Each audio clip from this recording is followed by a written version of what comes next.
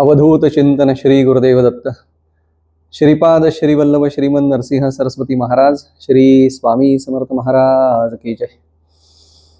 सद्गुरु माहेर ह्या यूट्यूब चॅनलमध्ये गुरुचरित्रातील गुरुभक्ती या विषयावरती विवेचन करत असताना मागील प्रवचनामध्ये आपण 17व्या अध्यायापर्यंत आलो। त्यात आपल्या हे लक्षात आलं की 17व्या अध्यायामध्ये श्री गुरु महाराज श्रीमन नरसिंह सरस्वती महाराज हे भिल्लवडी ग्रामी औदुंबरा तळवटी त्यांनी चातुर्मास केला। तिथून पुढे श्री गुरु महाराज हे कृष्णातटी मार्गक्रमणा करीत करीत वाडी ह्या ठिकाणी आले। वाडीला पूर्वी अमरेश्वर, अमरापूर अशा नावानी ही वाडी प्रसिद्ध होती। या ठिकाणी 7 नद्यांचा संगम असल्याचं गुरुचरित्रातील 18व्या अध्यायामध्ये उल्लेख आलेला आहे। कृष्णा आणि वेणी या 2 नद्यांबरोबरच उर्वरित 5 नद्या त्यांची नावं त्यामध्ये दिलेली आहेत की शिवा, भद्रा, भोगवती, कुंभी आणि सरस्वती। ह्या त्या 5 नद्या कृष्णा आणि वेणी अशा 7 नद्यांच्या संगमाचं ठिकाण अत्यंत परमपवित्र पावन असं ठिकाण आणि त्यात गुरु महाराजांचं 12 वर्ष वास्तव्य असं वास्तव्य असलेलं हे अद्भुत ठिकाण, स्थान असं आपण ज्याला म्हणतो, ह्या स्थानावरती श्री गुरु महाराजांचं द्वादशाब्दे म्हणजे 12 वर्ष वास्तव्य झालं। ह्या 12 वर्षामध्ये सुरुवातीच्या बराच काळ श्री गुरु महाराज हे गौप्य रूपाने तिथे वास करत होते। 18वा आणि 19वा या दोन्ही अध्यायांचं अर्थातच एकत्र आपल्याला वाचन करावं लागेल, परंतु फार मोठा हा भाग होऊ नये म्हणून 18व्या अध्यायामधील गुरुभक्ती या विषयापुरतच मी स्वतःला सीमित करत आहे। गुरु महाराजांच्या लीला ह्या अपरंपार आहेत, अनंत आहेत, त्यामुळे ही जी सीमा आखून घेतली ही माझी वैयक्तिक सीमा निश्चितपणे आहे। चातुर्मासामध्ये औदुंबरी वास्तव्य केलेल्या असताना त्या ठिकाणी झालेले चमत्कार आपण मागील भागामध्ये पाहिले, पण हे केवळ हिमनगाचं टोक असं आपण म्हणू शकतो। त्या ठिकाणी अनंत अनंत असे निश्चितपणे चमत्कार झाले असतील। खूप असंख्य लोकांना श्री गुरु महाराजांनी त्यांची नौका ही भवनदी पार निश्चितपणे त्यावेळेला लावली असेल, परंतु विस्तार भयास्तव बहुधा सर्व प्रसंगांचा उल्लेख काही या गुरुचरित्रामध्ये औदुंबर या ठिकाणचा आलेला नाही। त्याचप्रमाणे वाडी या ठिकाणचे केवळ काही थोडेसेच उल्लेख या ठिकाणी आलेले आहेत। गुरुचरित्रामध्ये ग्रंथकाराने मूलतः गाणगापूर येथील झालेले अनंत चमत्कार, महाराजांच्या लीळा यांचं वर्णन ग्रंथात प्रामुख्याने केलेलं आहे। त्यामुळे वाडी हे माझ्या हृदयाच्या अत्यंत जवळचं स्थान असून सुद्धा त्या स्थानाबद्दल ह्या गुरुचरित्रामध्ये फार कमी उल्लेखाने आलेला आहे। पण 12 वर्ष ज्या अर्थी महाराज तिथे राहिले त्या अर्थी निश्चितच अनंत अनंत असे लीळा त्यांनी त्या ठिकाणी केल्या असतील। महाराजांनी या ठिकाणी जी साधना केलेली आहे, साक्षात दत्त महाराजांना साधनेची आवश्यकता ती काय, परंतु तरी देखील लोकानुग्रह कारणे का होईना श्री गुरु महाराजांनी साधनेची लीळा केली असं आपण म्हणूया। आणि ही साधना त्यांच्या स्वतःच्या वैयक्तिक कोणत्याही उत्कर्षासाठी, काही त्यांना लाभ हवे आहेत, काही प्राप्त करायचे आहे म्हणून निश्चितच नाही, तर आपल्यासारख्या लोकांसाठी, सर्वसामान्यांसाठी, जडमूढ यांच्या तारणासाठी म्हणून श्री गुरु महाराजांनी ह्या स्थानाला अत्यंत पवित्र पावन असं बनवलेलं आहे। वास्तविक परमेश्वराचा वास हा सर्वच ठिकाणी असल्यामुळे, तो विश्वंभर विश्वनाटक मूर्ती असल्यामुळे सर्वत्र श्री गुरु महाराज आहेतच. परंतु काही ठिकाणं मात्र पॉवर हाऊस ज्याप्रमाणे असतं, विद्युत निर्मितीचं केंद्र असतं, त्याप्रमाणे काही ठिकाणं ही त्या स्थान महात्म आणि त्याबरोबरच श्री गुरु महाराजांचं तिथे आलेलं वास्तव्य, नुसतं वास्तव्य नव्हे, दीर्घकाळ वास्तव्य, यामुळे अत्यंत परम पावन पवित्र असं हे ठिकाण आहे. आपल्यापैकी कोणीही तिथे गेल्यानंतर सद्गतीत कंठानी त्याचा अश्रुपात होत नाही, असं होत नाही. श्री गुरु महाराजांचं अस्तित्व, श्री गुरु महाराजांच्या लीळा आजही तेथे अत्यंत प्रकर्षाने, प्रभुत्वाने आपल्याला अनुभवास येतात. असं हे अलौकिक, ज्याला मी खरोखर सद्गुरु माहेर म्हणतो, असं ठिकाण म्हणजे वाडी. आणि या ठिकाणाबद्दल बोलताना, या स्थानाबद्दल बोलताना मला अत्यंत गदगदून येतं, मन भरून येतं, सातत्याने आठवण होते, वारंवार तिथे जावं असं वाटतं. असं हे ठिकाण. आणि ह्यामधील 18व्या अध्यायात आलेली घेवड्याच्या वेलाची गोष्ट म्हणजे श्री गुरु महाराजांचं नैवेद्य ज्या वेळेला आपण करतो, पारायण झाल्यानंतर दुसऱ्या दिवशी ब्राह्मण भोजन घालतो किंवा काही शिधा देऊन हे करतो, त्यावेळेला घेवड्याची भाजी ही त्यामध्ये हमखास असते. तर त्या घेवड्याच्या भाजीचा उल्लेख गुरुचरित्रामध्ये नक्की कुठे आलाय, तर तो 18व्या अध्यायामध्ये आलेला आहे. 18व्या अध्यायाचा विचार करत असताना एक अत्यंत प्रकर्षाने ही गोष्ट जाणवते की संपूर्ण गुरुचरित्रामध्ये ज्या ज्या ठिकाणी ज्यांनी कोणी नेम केलेला आहे, नेम म्हणजे एखाद्या गोष्टीचा केवळ ध्यास घेणे नव्हे, तर त्या ध्यासाच्या पूर्तीसाठी म्हणून काहीतरी तुम्ही नित्य नियमाने न चुकता एखादं व्रत अंगीकारणे, याला म्हणायचं नेम. मग आता हा नेम म्हणजे कसा, तर ह्या कथेमध्ये एक सुशील असा ब्राह्मण आहे, अत्यंत शीलवान सुशील असा ब्राह्मण आहे. आणि त्या ब्राह्मणाच्या बाबतीमध्ये उल्लेख करत असताना तो अत्यंत दरिद्री आहे. आणि असा दरिद्री ब्राह्मण असून देखील तो नेमानी 5 घरी अयाचित भिक्षा करत असतो. आता अयाचित भिक्षा म्हणजे काय? आता अयाचित हा शब्द कुठून आला, तर ह्या अध्यायाच्या शेवटी ग्रंथकारांनी असं लिहिलंय की श्री गुरुचरित्रामृत विवेकसार अयाचित विप्र दैन्य हर येथ कथा निरोपिली.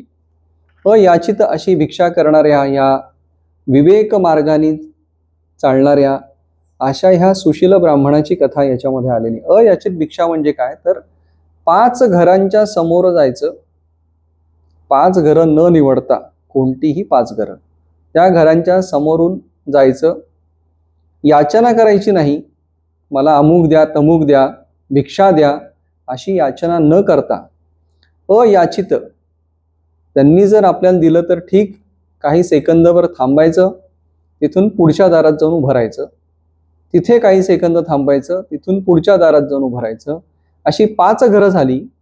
त्यापैकी एखाद्या घरात भिक्षा मिळाली तर ठीक, एकाही घरामध्ये जर आपल्याला भिक्षा मिळाली नाही तर कोणत्याही प्रकारे तिथे त्रागा न करता, 5 नाही मिळत तर काय करू, अजून पुढच्या 5 घरांमध्ये आपण जाऊन बघू, असं न करता तसंच घरी यायचं रिकाम्या हाताने.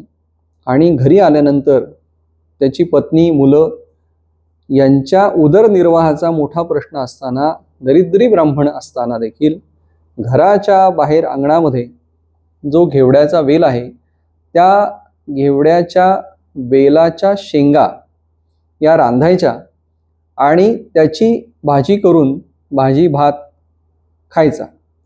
आता शुष्क भिक्षा करायची आहे, शुष्क भिक्षा करायची आहे, 5च घरात करायची आहे.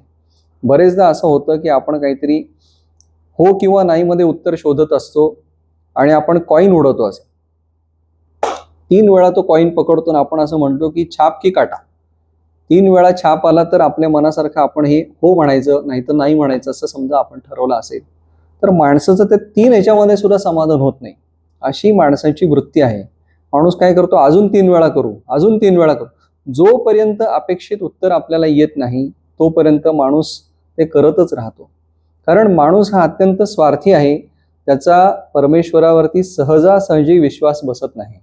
समजा त्यांनी ठरवलं की परमेश्वराची इच्छा आहे, परमेश्वराची इच्छेने आपण 3 चिठ्ठ्या टाकू आणि त्यातली एक चिठ्ठी उचलू आणि त्यामध्ये जर आलं तर आपण देवदर्शनाला जायचं, गावाला जायचं, ही नोकरी स्वीकारायची, अमुक करायचं, ह्या मुलीशी लग्न करायचं, मुलगी म्हणते ह्या मुलाशी लग्न करायचं, 3 चिठ्ठ्या टाकून आणि अपेक्षित उत्तर आलं नाही तर माणूस पुन्हा त्या चिठ्ठ्या शफल करतो, पुन्हा टाकतो, देवाला नमस्कार करतो, म्हणतो बाबा आता योग्य चिठ्ठी दे. याचा अर्थ तुमचं उत्तर तुम्ही ठरवून टाकलेलं आहे की ह्या उत्तरापैकीच एक उत्तर मला प्राप्त होणार, तरच ते देवाने दिलेलं उत्तर, अन्यथा नाही. कौल लावताना बरेचदा मी काही मंदिरांमध्ये असं पाहिलेलं आहे की देवीच्या डाव्या उजव्या अंगाला छोटी छोटी पानं बारीक बारीक करून अशा त्याच्या चिठ्ठ्या करून, चिठ्ठ्यांसारख्या छोट्या घड्या करून देवाच्या अंगावर लावतात. आणि मग इकडची किती पडली, तिकडची किती पडली, मग डावी पडली, उजवी पडली, डावा कौल उजवा कौल असं करत करत करत मग ते गुरुजी साधारणपणे समजून घेतात की काय पद्धतीचा प्रश्न आहे, काय पद्धतीचं उत्तर देणं अपेक्षित आहे. बरेचदा उत्तर त्या माणसाच्या मनासारखा येऊच पर्यंत कौल लावला जातो. असं खूपदा हल्ली घडताना पाहतं, पण लहानपणी मी पाहिलंय काही ठिकाणी असं अजिबात घडत नव्हतं. एकदा देवाने कौल दिला की दिला. तर मला ह्या सगळ्यातनं हे आपल्याला सांगण्याचा मी प्रयत्न करतोय की माणूस इतका स्वार्थी आहे की आज जर आपल्याला सांगितलं की याचीत भिक्षा करा, तर आपण 5 घरामध्ये गेलो, ही 5 घरं नको, ती 5 घरं नको, ठरून आपण 5 घरं स्वीकारू की बाबा त्यातल्या त्यात हे दानदाते आहेत, उत्तम प्रकारे दातृत्व आहे यांच्याकडे, चांगलं चुंगलं काहीतरी खायला घालतील आपल्याला, यांच्या घरात चांगला वास येतोय, मग त्यांच्याच घरात जाऊन उभं राहू, काल ह्यांनी आपल्याला शिधा दिला होता म्हणजे आज कदाचित हे आपल्याला देतील, असा खूप मनामध्ये आपण कल्लोळ करून अनेक गोष्टींचा आडाखे बांधून कदाचित आपण भिक्षेला जाऊ. परंतु हा जो सुशील ब्राह्मण आहे, सुशील हे त्याचं नाव नव्हे, सुशील म्हणजे अत्यंत शीलवान, गुणवान असा तो ब्राह्मण. आणि ह्या ब्राह्मणाचं आचरण काय तर त्याचं कर्म यज्ञ करत होता, म्हणजे कर्म मार्गावरती हा चालत असणारा ब्राह्मण आहे. आता कर्म मार्ग, ज्ञान मार्ग वगैरे ह्या सगळ्या मार्गांची पुष्कळशी ओळख आपल्याला श्रीमद भगवंतांनी भगवद्गीतेमध्ये करून दिलेली आहे. परंतु त्याचं आचरण करणं किती कठीण असतं आणि असं आचरण नित्यनियमाने करणाऱ्या माणसाला परमेश्वर कसा प्रसन्न होतो, त्याच्या भक्तीला तो कसा साद घालतो आणि प्रत्यक्ष येऊन त्या व्यक्तीसाठी कसा भंडार खुलं करून देतो, याचं उत्तम उदाहरण म्हणजे हा 18वा अध्याय आहे. तर ज्या ज्या लोकांना जे कर्म मार्गाने चालणारे आहेत परंतु दरिद्री आहेत, त्यांनी परमेश्वराला बोल लावण्यापेक्षा स्वतःच्या कर्माकडे या जन्मातील मागील जन्मातील वळून पाहणे, त्याचा विचार करणे की आपण नक्की असं काय केलं म्हणून आज आपली ही परिस्थिती आली, याचा विचार करण्यासाठी म्हणून हा अध्याय आपल्याला उद्युक्त करतो. तेव्हा सर्वांनी 18व्या अध्यायाचं, ज्यांना ज्यांना अशा कुठल्याही ते विवंचनेमध्ये आहेत त्यांनी ह्या अध्यायाचं अध्ययन करावं आणि नुसतं घोकमपट्टी न करता हा अध्याय वाचावा, शांतपणे त्याचं चिंतन मनन करावं, म्हणजे त्यांच्या बऱ्याच प्रश्नांची उकल आपोआप निश्चितपणे होईल याची मला खात्री आहे. पुन्हा आपण कथेकडे वळूया. कथेमध्ये हा सुशील ब्राह्मण, त्याची भार्या, मुलं बाळं हे सगळं असताना देखील हा शुष्क भिक्षा करतो. हा कर्ममार्गाप्रमाणे केवळ 5 घरामध्ये जाऊन अयाचित भिक्षा करतो. जे मिळेल ते तो प्राप्त झाल्यास घरी आणून देतो. घरी आल्यानंतर त्यामध्येच ते अन्न शिजवून आपल्या मुलाबाळांचा आणि आपली उदरपूर्ती करतो. आणि हे जर त्यांना काहीच मिळालं नाही तर अतिशय जुना असलेला जो घेवड्याचा वेल त्यांच्या अंगणामध्ये आहे, त्या घेवड्याच्या वेलाच्या शेंगा ह्या शिजवून त्या शेंगा खाणे हे ते करतात. परंतु अत्यंत महत्त्वाचं म्हणजे इतकी वाईट परिस्थिती असताना, दारिद्र्य असताना देखील कोणत्याही व्यक्तीबद्दल चुकूनही यांच्या मनामध्ये असूया निर्माण झालेली नाही. जिथे अनसूया आहे, 4थ्या अध्यायात मी सांगितलं होतं की जिथे अनसूया आहे तिथे दत्त महाराज आहेत. ज्या ठिकाणी असूया नाही म्हणजे त्यांची आई अनसूया, त्या ठिकाणी दत्त महाराज आहेत. तिथे मातृत्व उत्पन्न होतं, कारण अनसूया असण्यासाठी मातृत्वाचे गुण तुमच्यामध्ये असावे लागतात. स्त्री असो पुरुष असो, मातृत्व फक्त स्त्रियांमध्येच असतं असं अजिबात नव्हे. ज्ञानेश्वरांनाही आपण माऊली म्हणतो. रामकृष्ण परमहंस हे देखील अत्यंत मातृत्व गुण असलेले माऊलीच होऊन गेले. त्यामुळे या सगळ्यांची उदाहरणं डोळ्यासमोर आणली तर ज्यामध्ये अनसूया आहे, जिथे अनसूयेचा वास आहे म्हणजे असूया नाही, त्या ठिकाणी दत्त महाराजांचा देखील वास आहे. म्हणून हे कुठेही दुसऱ्याला दोष न देता राहणारा कुटुंब आहे. दुसऱ्याला खूप धनप्राप्ती झाली, जगामध्ये अत्यंत त्यांना मान सन्मान मिळाला, म्हणून कोणत्याही प्रकारची असूया त्यांच्यामध्ये निर्माण होत नाही, असं हे कुटुंब आहे. आणि या कुटुंबाला सावरण्यासाठी, त्यांच्या मार्गामध्ये त्यांना प्राप्त झालेलं फल देण्यासाठी साक्षात गुरु महाराज श्रीमंत नरसिंह सरस्वती दत्त महाराज हे त्यांच्या घरामध्ये येतात. आणि असं तिथे लिहिलेलं आहे की याचक वृत्ती आहे, भक्तिपूर्वक श्री गुरुसी पूजा करी नेमासी, घेवड्याच्या शेंगा परियसी करी शाख नैवेद्य. म्हणजे आपलीच खाण्याची भ्रांत आहे, तरी देखील ज्या ज्या वेळेला गुरु महाराज त्यांच्या घरी भिक्षेसाठी येतात त्यावेळेला आपल्या घरामध्ये जर अन्न उपलब्ध नाही तर गुरु महाराजांना हा ब्राह्मण त्याची पत्नी हे शाखा नैवेद्य करतात, म्हणजे घेवड्याच्या शेंगा रांधून त्या त्यांना भिक्षा रूपामध्ये देतात. अशी यांची अत्यंत उदार वृत्ती. आपल्या मुलाबाळांना आपण अनेकदा नर्मदा परिक्रमेमध्ये गेलेल्या लोकांच्या या सगळ्या कथा ऐकतो, त्या सत्य कथा आहेत. कारण तिथे सुद्धा लोक एक वेळ आपल्याला पोटाला नसलं तरी चालेल, आपल्या घासातला घास, आपल्या भाकरीतली अर्धी पाऊण भाकरी काढून ह्या नर्मदा परिक्रमा करणाऱ्या लोकांना देतात. अशीच वृत्ती जगात अजूनही शिल्लक आहे, म्हणून जगाचं सगळं आलबेल चालू आहे. असा हा व्यक्ती गुरु महाराजांना शाखा नैवेद्य देतो. स्वतःची उदरपूर्तीची ज्यांची भ्रांत आहे, अत्यंत दरिद्री आहे, पण कर्म दरिद्री नव्हे, दरिद्री आहे. कर्म तो करतो परंतु दरिद्री आहे, कोणालाही दोष देत नाही. आणि मग पुढे गेल्यानंतर ज्या दिवशी त्याला त्याच्या सर्व ह्या साधनेचं फळ द्यायची वेळ येते, त्यावेळेला गुरु महाराज त्याच्या घरामध्ये भिक्षेसाठी येतात. भिक्षेसाठी आल्यानंतर त्या दिवशी देखील त्याला भिक्षा देण्यासाठी म्हणून त्या ब्राह्मणाकडे कोणतीही उत्तम अन्न वस्तू नाही. अशा वेळेला घेवड्याच्याच त्या सगळ्याचा नैवेद्य करून श्री गुरु महाराजांना ते जेवू घालतात.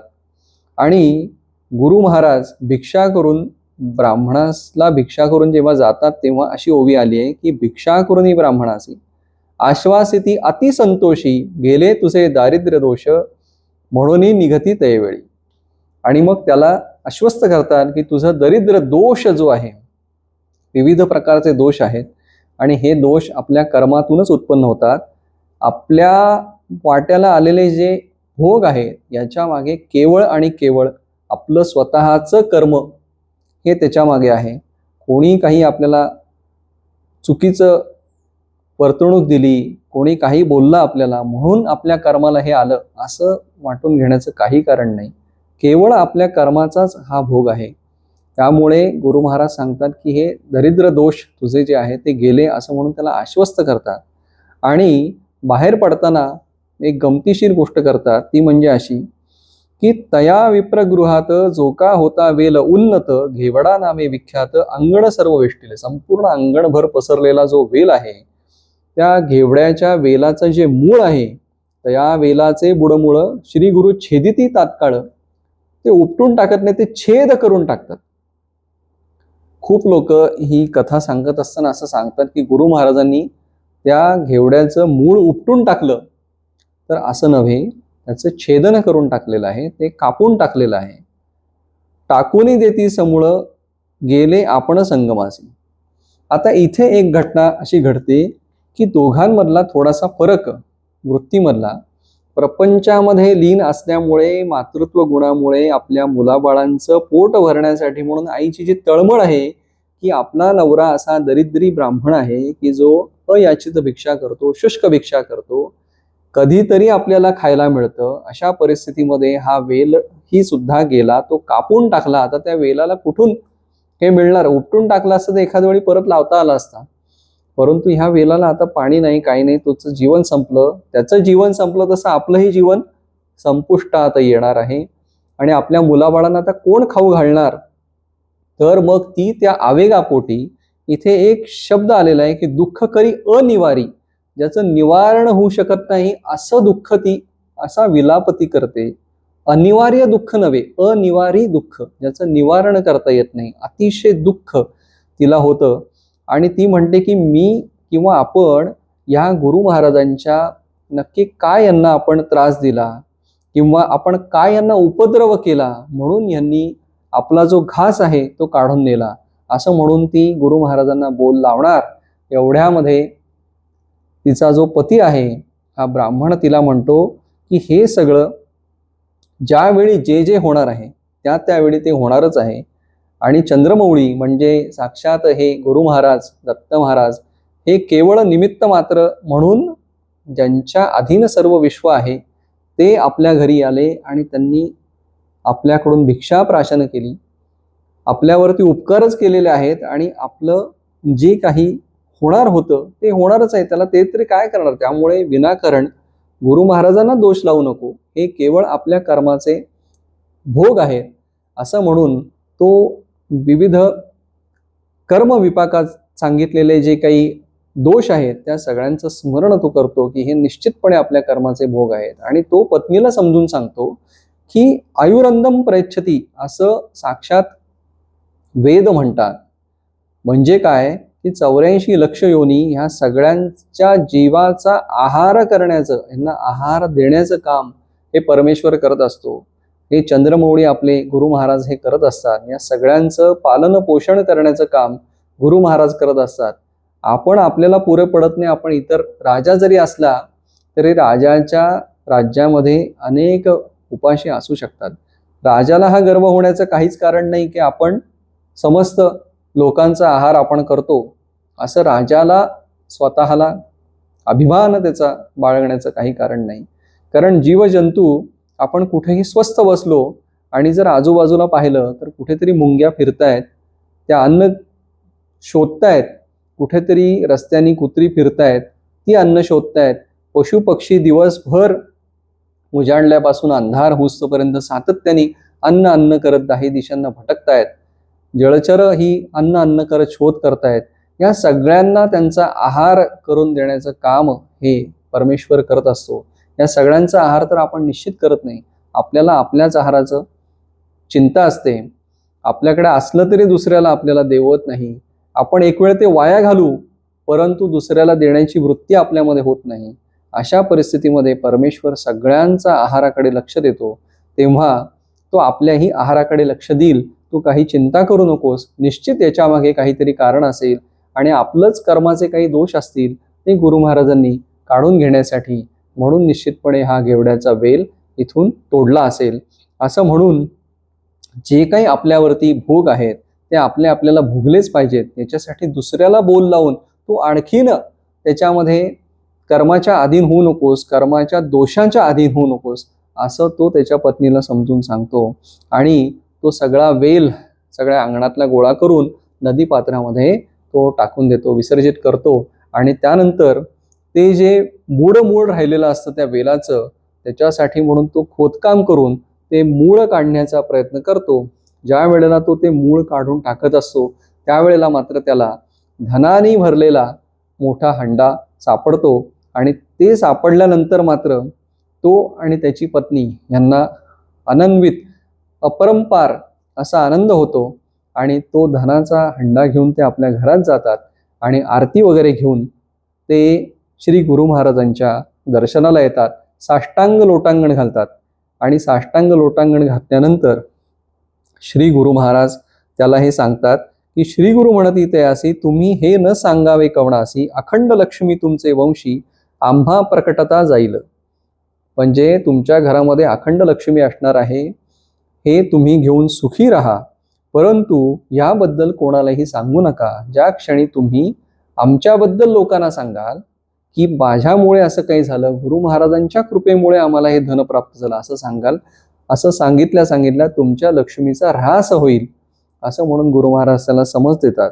आणि मग तो आपल्या घरी जाऊन पुत्र पौत्रादी तिथे अत्यंत सुखाने नांदतो असं वर्णन श्री गुरुचरित्रामध्ये आलेलं आहे. पुढे अत्यंत महत्वाचं गुरुचरित्रकारांनी सांगितलेलं आहे की ज्या ठिकाणी औदुंबरा तळवटी नरसिंह योगी कृष्णा तटी परमशांत सुखास भोगी ध्यानस्थ होऊनी समस्त चरित्र पाहे अनन्य जो शरण इच्छित आहे. या औदुंबराच्या तळवटी साक्षात श्री गुरु महाराज वास्तव्य करून आहेत. त्या औदुंबराच्या तळवटी बसून ते समस्त चरित्र अवलोकन करतायत आणि त्या ठिकाणी जो जो त्यांना अनन्य भावाने शरण आलेला आहे त्याचा योगक्षेम चालवण्याचं कार्य श्री गुरु महाराज हे अखंडितपणे करत आहेत. हे आजही करत आहेत. ह्या सगळ्याचा बोध ह्या एका भक्ती रूपी आलेल्या गोष्टीतून आपल्याला घ्यायचा आहे. याच्यामध्ये आपल्याला शिकण्यासारख्या गोष्टी मी यापूर्वीच सांगितल्या आहेत की मूळ म्हणजे आपलं कर्म करत असताना या कर्माशी आपल्याला एकनिष्ठ असणं. कोणताही नेम केला तर तो नेम आपण एक मनाने दृढ निश्चयाने त्या नेमाचं अनुकरण करणं, तो नेम नित्य नियमाने करणं. म्हणजे मुलांनी अभ्यासाचा नेम केला तर 365 दिवस अभ्यास करावा. त्याच्यामध्ये एकही दिवसाचा खंड असू नये. तुम्ही व्यायामाचा नेम केला तर तुमचा व्यायाम हा 365 दिवस न चुकता झाला पाहिजे. त्याचप्रमाणे एखाद्याने मारुतीला समजा 5 प्रदक्षिणा 11 प्रदक्षिणा घालण्याचा नेम केला तर तो त्यांनी पाळावा. त्याच्यानंतर तुम्ही रोज 10-11 ओव्या गुरुचरित्राच्या वाचण्याचा नेम केला असेल तर हा नेम देखील तुम्ही पाळावा. जेणेकरून तो नेम करतच आपल्याला एक दिवस निश्चितपणे असा येईल की आपल्या कर्मांचं खंडन होईल आणि त्या दिवशी श्री गुरु महाराजांचं आपल्याला दर्शन होऊन श्री गुरु महाराज आपल्याला त्या कर्माचं फळ देण्यासाठी ह्या ना त्या रूपामध्ये निश्चितपणे आपल्या जवळ येतील आणि आपल्या जीवनाचा उद्धार करतील. अशा पद्धतीने या 18व्या अध्यायामधून लोकांना देणं, लोकांना आपल्याकडे जे असेल जे काही आहे तेच देणं, त्यासाठी मुसनवार करायची आवश्यकता नाही, ऋण काढायची आवश्यकता नाही, दानधर्म करताना सुद्धा ऋण काढायची आवश्यकता नाही. जे आपल्याकडे आहे ते अत्यंत प्रेमाने, मायेने, ममतेने, ज्या श्रद्धेने आपण आपल्या मुलाबाळांना देऊ त्या श्रद्धेने दारामध्ये आलेल्या याचकाला, जो उपाशी आहे, जो आपल्याकडे आलेला आहे, त्याला आपण जर तेवढ्याच प्रेमाने दिलं तर ती सुद्धा एक भक्तीचाच प्रकार म्हणून निश्चितपणे असून त्याचं फळ म्हणजे साक्षात श्री गुरु महाराज यांची भेट होणं आणि त्यांचा कृपाप्रसाद आपल्याला लाभणं. इतकं हे सगळं सहज, सुलभ, सोपं आणि तरी देखील करताना मात्र कदाचित अवघड असं हे ग्रंथकारांनी 18व्या अध्यायामध्ये प्रमाणबद्ध करून ठेवलेलं आहे. म्हणून माझी सगळ्यांना कळकळीची विनंती आहे की तुम्ही 108 नामाचा समजा रोज जप करण्याचा नेम घेतला असेल, परमेश्वराचं स्मरण करण्याचा, पूजा करण्याचा, कोणाला तरी दान देण्याचा, कुठल्या तरी मंदिरात जाण्याचा, प्रदक्षिणा घालण्याचा, काहीतरी करण्याचा, 10 ओव्या लिहिण्याचा, वाचन करण्याचा, जो काही तुम्ही नेम केला असेल, केवळ तुमच्या धर्ममार्गाचाच नव्हे तर तुमच्या कर्ममार्गाचा देखील तुम्ही काही नेम केला असेल, नित्य नियमाने शाळेत जाणं, नित्य नियमाने तुम्ही ऑफिसला जाणं, जो काही तुमचा नेम असेल तो नेम जर तुम्ही करत राहिला तर त्या नेमाचं फलद्रूप व्हायची ज्या वेळेला वेळ येईल त्यावेळेला गुरु महाराजांचं तुम्हाला साक्षात्कार होऊन गुरु महाराज तुमच्या आयुष्यामध्ये येतील. ह्या अख्ख्या प्रसंगामध्ये असं कुठेही लिहिलेलं नाही की तो कर्मदरिद्री ब्राह्मण रोज उठून पूजा करायचा, रोज उठून अमुकच करायचा, धर्माच्या अमुकच गोष्टी करायच्या, असं कुठेही लिहिलेलं नाही. संपूर्णतः कर्ममार्ग.